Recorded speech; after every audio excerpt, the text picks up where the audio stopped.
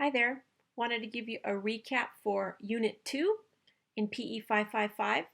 Hope you're having a good time so far. This was a critical thinking assignment and a reflection assignment in your forums. And I wanted to go over some of the topics that you posted and the responses. So on critical thinking, it was to choose a conflict in moral reasoning that you experienced yourself. And I had some great responses. A couple of highlights that I saw. Carlos, I really enjoyed your post on coaching a baseball team and having parents and friends on the team and dealing with playing time. I think all of us that have coached through the years have dealt with that.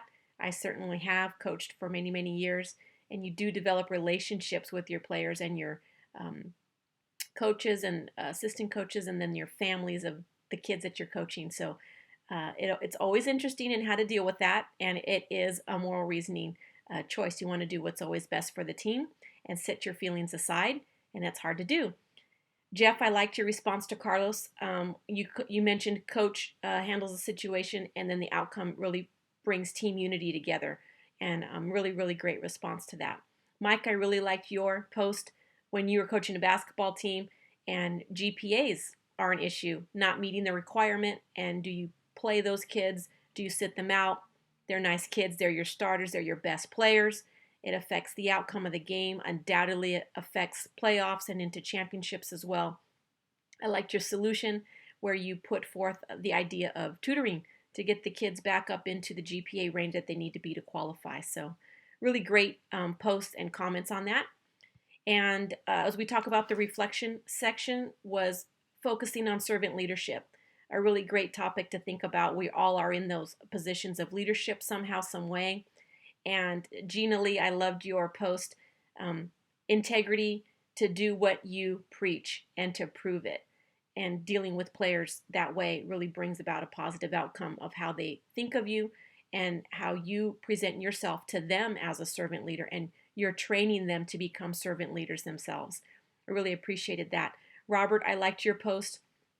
You mentioned sacrificing for the benefit of the team and the analogy that you used of not fulfilling your own stature at the top and really investing in letting your players, coaches, other people below you see you digging in and rolling your sleeves up as a leader. And it's very respectful when people see that.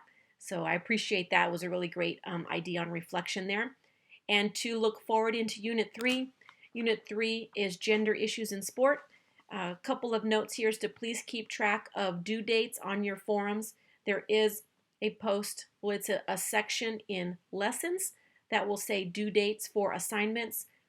Please print that out, put it on your fridge or wherever you need to have a reminder to stay on track with due dates. This course does move very quickly in 6 weeks, and so if you're late on forums, forum posts will not be viewed when they're late, and that you will miss out on some points there. So please make sure you're staying on top of it.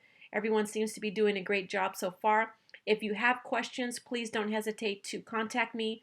Email is best. I can respond really quickly.